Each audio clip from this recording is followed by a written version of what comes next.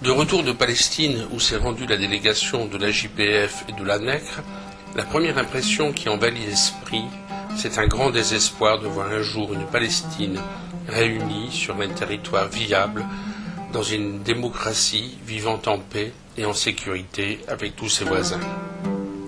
Désespoir, tant la politique israélienne de colonisation, d'annexion, de séparation et d'expulsion pèsent au quotidien sur la population palestinienne des territoires occupés, comme des villes et villages palestiniens d'Israël. Pourtant, les rencontres multiples avec de jeunes Palestiniens comme avec des Israéliens qui résistent aux politiques colonialistes et d'apartheid nous invitent à briser le silence sur la Palestine. Une chape de plomb qui pèse depuis trop longtemps sur un peuple à la recherche, depuis 63 ans, de la reconnaissance internationale de son existence officielle. C'est plus qu'un devoir humanitaire ou de simple justice. C'est une exigence politique que de témoigner de cette situation insupportable dont on perçoit quelques images furtives sur nos écrans de télé. Laisser faire la colonisation, les expulsions, la séparation, les blocus, l'humiliation, le mépris envers un peuple avide de paix, d'harmonie et de tolérance, c'est se soustraire aux lois fondamentales qui règlent les rapports entre les hommes. C'est de penser que la loi du plus fort pourrait se substituer définitivement à celle de l'humanité. Modestement, cette vidéo participe à briser le silence qui bâillonne la Palestine.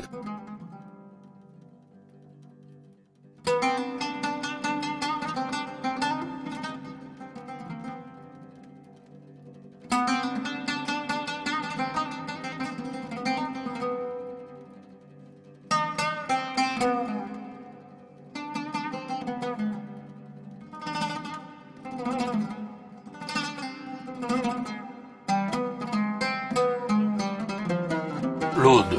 La première trace écrite sur la ville de l'Aude apparaît à l'époque du Bronze, moins 2400 ans avant Jésus-Christ, dans une liste de cités cananéennes. La ville s'appelait Lydda, avant de tomber entre les mains des forces israéliennes lors de l'opération Dani de l'été 48, pendant la guerre israélo-arabe de 48 à 49. La prise de Lydda et de Ramla, tombée au même moment, s'accompagne de l'un des plus grands massacres de cette guerre. Plus de 250 habitants y sont exécutés après les combats. De plus, à partir du 14 juillet 1949, les forces armées israéliennes expulsent de nombreux habitants de l'Aude, de Ramla et des zones avoisinantes et les poussent sur la route de Ramallah. Ce sont près de 60 000 habitants qui sont expulsés sur les 80 000 habitants que comptait l'Aude. L'Aude possède une histoire riche et étonnante. Grecs, chrétiens, romains, juifs, elle fut habitée par de nombreuses civilisations qui toutes laissèrent leurs traces et de fameux vestiges datant du 5e siècle avant Jésus-Christ. Les sites archéologiques sont pour la plupart laissés à l'abandon, faute de subventions de l'État israélien. Quelques restaurations sont assurées par des ONG et des fondations patrimoniales internationales. Implantée à 15 km de l'aéroport de Tel Aviv, la zone est devenue de plus en plus convoitée par les Juifs israéliens qui poussent les Palestiniens hors la ville, la plupart d'entre eux ne pouvant produire les permis de construire et les actes de propriété. Les habitants palestiniens de l'Aude en Israël sont chaque jour menacés par la spoliation de leurs propriétés et l'expulsion de leurs familles.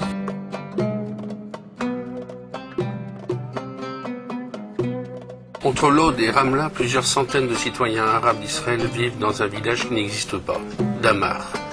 Officiellement, ce village n'est pas reconnu. Pas d'électricité, pas de service de santé, pas d'éducation, pas d'évacuation d'ordures, pas d'égout, pas de planning urbain. Il vit sous une menace permanente de démolition et d'éviction. Il est clair que les autorités souhaitent leur départ. Ici comme ailleurs, la discrimination ethnique se combine avec les perspectives de profit très élevées pour les promoteurs immobiliers. Aujourd'hui, la démolition paraît imminente. Le colonialisme de l'intérieur ne fait pas encore partie de l'histoire en Israël. C'est une réalité à laquelle ses propres citoyens arabes doivent faire face. Les résidents de Damar sont propriétaires de leurs terres. Certaines des familles sont arrivées en 1951 après avoir reçu la terre en compensation de leurs terres perdues dans la guerre de 1948. La surface de la terre reçue a été calculée sur la base de 15% de la terre d'origine, ce qui était le taux de compensation courant à cette époque. Au fil des ans, les nombreuses tentatives faites par les résidents pour changer le statut agricole de leurs terres n'ont jamais pu aboutir. À ce jour, Damar n'a reçu aucun des services municipaux normaux. Dans le registre de la population, la véritable adresse des résidents Damar n'est pas mentionnée. Ils sont invisibles, l'une des nombreuses zones de peuplement palestinien non reconnues en Israël.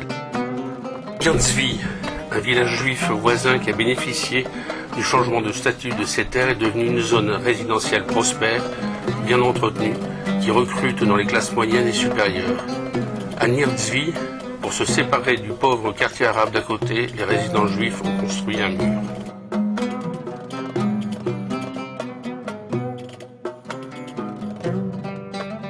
Le territoire palestinien est minuscule, 5700 km², soit 130 km du nord au sud, sur une cinquantaine de kilomètres d'est en ouest. Presque dérisoire. Une terre enclavée, enfermée, derrière près de 800 km de murs, percée de 80 portes blindées et surveillée par plus de 600 checkpoints, soit un tous les 10 km qui entrave chaque déplacement. Le checkpoint de Kalandia est le point de passage le plus fréquenté par les Palestiniens, car il rejoint l'artère principale de Jérusalem à Ramallah et inversement. Les murs serpentent le long du territoire palestinien sans continuité, mais selon une logique implacable d'encerclement et d'isolement de zones habitées et de villages. Ce point de contrôle affiche tout ce qu'il y a de plus moderne en matière de mise en œuvre de l'apartheid. Tunnels de barbelés, tours de surveillance, tourniquets électriques filtrant les passages un à un, le tout commandé à distance par les soldats israéliens surarmés derrière des vitres opaques. Le soldat israélien n'a même plus de visage. Les Palestiniens ne croisent plus son regard souvent juvénile quand ils exprimaient toute leur humiliation de ces traversées. Même scène au checkpoint de Bethléem, rénové lui aussi pour soumettre les Palestiniens à de tels systèmes de contrôle. De plus en plus de Palestiniens renoncent à se déplacer. La société palestinienne est ainsi totalement déstabilisée, depuis les travailleurs qui ne peuvent plus rejoindre leur lieu de travail jusqu'aux écoliers qui sont coupés de leurs écoles. Il y a environ 8 millions de Palestiniens, mais 70% d'entre eux ne vivent pas en Palestine, poussés à l'exil par les événements de 1948 lors de la création de l'État d'Israël. Suivant la définition des Nations Unies, il y a aujourd'hui 4,3 millions de réfugiés palestiniens dans le monde, dont 1,3 million vivent dans 59 camps de réfugiés répartis entre la bande de Gaza, la Cisjordanie, la Jordanie, la Syrie et le Liban. Et on estime à environ 1,5 million le nombre de réfugiés qui ne sont pas enregistrés par l'ONU. 770 000 sont les réfugiés et leurs descendants expulsés de leurs terres en 1967. Et 260 000 sont les Palestiniens et leurs descendants déplacés en Israël depuis 1948. La Jordanie compte 1 800 000 réfugiés, la bande de Gaza 1 million, la Cisjordanie 700 000, le Liban 400 000 et la Syrie 400 000. Si le peuple palestinien reste uni dans sa quête d'indépendance et de liberté, les conditions de vie des Palestiniens dispersés sont très différentes suivant l'État qui les a accueillis. Ils sont toujours lourdement tributaires de l'Office de secours et de travaux des Nations Unies, l'UNRWA, établi en 1949 pour leur venir en aide. Un provisoire qui dure depuis plus de 63 ans et qui voit grossir la population des camps et leur précarité. La question des réfugiés dans sa globalité reste le nœud du conflit israélo-palestinien. Elle fait suite à la fuite des Palestiniens de leurs terres et surtout aux conditions de ces départs forcés, l'État d'Israël refusant obstinément leur retour sur cette terre afin de garantir à Israël une majorité juive. On reconnaît les camps de réfugiés à leur construction. Rues non asphaltées, ruelles étroites, pas de plan d'occupation des sols donc, pas ou peu d'infrastructures collectives, ni eau ni électricité, pas de voirie, maisons entassées, voire empilées. Les tentes ont progressivement disparu pour laisser place à des constructions hétérogènes. Les camps peuvent jouxter les villes, parfois on reconnaît à peine la frontière entre un camp et une ville. En 1948, la loi israélienne sur les propriétés abandonnées a en effet permis la saisie des biens de toute personne dite absente. Elle va alors définir les Palestiniens qui avaient fui leur village à cause de la guerre comme absents. Les anciens villages arabes seront détruits et leurs terres vont être redistribuées à des communautés agricoles juives, formalisant légalement la volonté d'empêcher tout retour.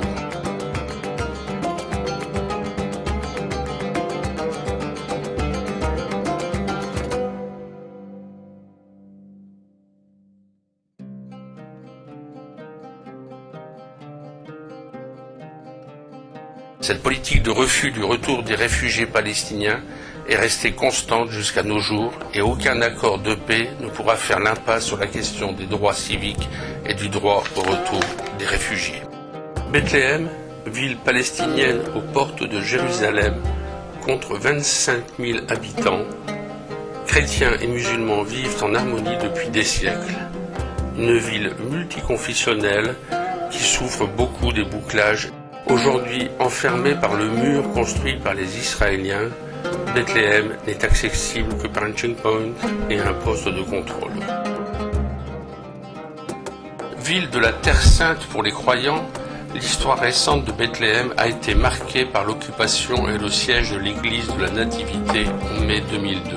Retour sur ces événements tragiques du printemps 2002. Le 29 mars 2002, Ariel Sharon, alors Premier ministre israélien, annonce qu'il considère le président de l'autorité palestinienne, Yasser Arafat, comme un ennemi devant être isolé. Le quartier général de Yasser Arafat est alors cerné par une vingtaine de chars israéliens à Ramallah. Le siège de la Moukata débute. Le 30 mars, le Conseil de sécurité demande à Israël de se retirer de Ramallah dans sa résolution 1402, adoptée par 14 voix et une abstention, la Syrie. Le 2 avril, l'armée israélienne réoccupe Bethléem, ville autonome palestinienne, après Ramallah, Kalkilia et Tulkarem. 15 avril, arrestation à Ramallah par l'armée israélienne de Marwan Barghouti, dirigeant du Fatah en Cisjordanie, membre du Conseil législatif et un des dirigeants de l'Intifada. 16 avril, l'armée israélienne réoccupe la ville autonome de Tulkarem en Cisjordanie, qu'elle avait évacuée le 9 avril. 21 avril, Ariel Sharon annonce la fin de la première phase de l'opération Rempart. Israël retire son armée de la majeure partie de Ramallah et de Naplouse, mais continue à occuper une grande partie des territoires autonomes palestiniens et à assiéger Yasser Arafat à Ramallah et la basilique de la Nativité à Bethléem. Le 23 avril, la Russie exige la fin du siège du QG d'Arafat et de l'église de la Nativité.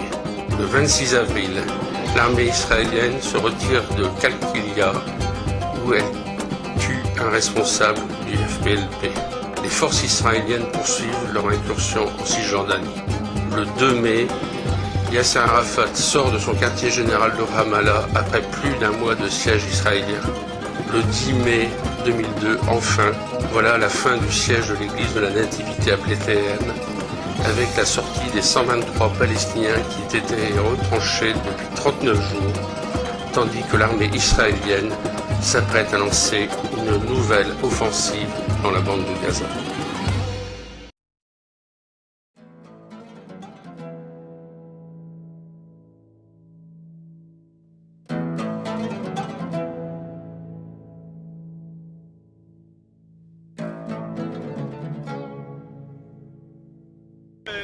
Has evicted 4 Palestinian families who have been living right here beneath the nation and praying the Israeli system. Le quartier de Sheikh Jarrah, à Jérusalem, des militants pacifistes israéliens, chaque vendredi depuis un an, protestent contre l'expulsion de familles palestiniennes et la décision du gouvernement israélien de construire de nouveaux logements pour des colons dans la partie palestinienne occupée de Jérusalem-Est. Israël a pris des mesures afin d'altérer la composition démographique de la partie occupée de Jérusalem, et ce d'une manière irréversible. Les colons israéliens continuent de s'accaparer les maisons des Palestiniens qu'ils occupent depuis des générations et de les expulser de leur résidence de Jérusalem. Les autorités israéliennes soutenant ces actions illégales. Ce cycle d'expulsion, de destruction et d'expansion des colonies, ainsi que les expropriations violentes menées par les colons contre les Palestiniens dans les territoires occupés de Jérusalem-Est, constituent une violation des droits de l'homme et des principes de la 4e Convention de Genève relative à l'occupation par les belligérants. La poursuite de l'expansion des colonies à Jérusalem-Est, combinée avec les expulsions forcées de Palestiniens résidant depuis longtemps, sont en train de créer une situation intolérable, une forme de nettoyage ethnique. Une ONG israélienne a recensé 74 démolitions en 2010 sur ordre de la municipalité. Depuis le début de l'année 2011, Israël a intensifié les démolitions de maisons palestiniennes. En mars, 15 familles ont reçu un préavis d'évacuation de leur logement. Au total, 175 personnes, dont la moitié sont des enfants, ont perdu leur maison. À la même époque, en 2010, 129 personnes ont été déplacées à cause de 23 démolitions. Les autorités israéliennes justifient ces démolitions lorsque les propriétaires ne détiennent pas de permis de construire, ce qui est quasiment impossible à obtenir pour les Palestiniens. Au-delà des conséquences désastreuses pour les familles qui sont confrontées à la perte de leur maison, de tels actes constituent une annexion, illustration de la mise en œuvre d'un projet politique cohérent. L'ONU a protesté, la France a vaguement condamné, la présidence de l'Union européenne a réitéré sa demande de stopper immédiatement les nouvelles constructions. Aujourd'hui, 2 exigences s'imposent à la Cour internationale de justice. L'évaluation de l'occupation prolongée en Cisjordanie et à Jérusalem-Est et la dénonciation du caractère colonialiste et de nettoyage ethnique de ces actions.